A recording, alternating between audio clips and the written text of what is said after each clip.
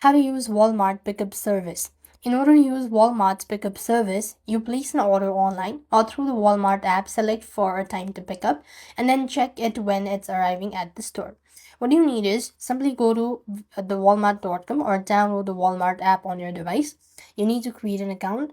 Next, when you log in, you will prompt it to choose how you actually want to get the item. So simply you want to click on pickup or delivery, and then you want to click on add address. After which you could also filter the search result to show only that.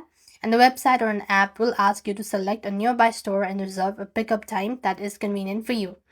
Now then, you could browse the department for a search, or you could specify the product, adding eligible items to your cart. Once you've done that, you want to check out, or during the checkout procedure, you can choose whether to allow substitution if an item is out of stock. If you allow it, Walmart will replace it with a similar item. You can expect or reject any substitution at that time of pickup. And now, after placing your order, you will get an email or an app notification when your order is ready. And the easiest way to notify the store is to use the Walmart app directly.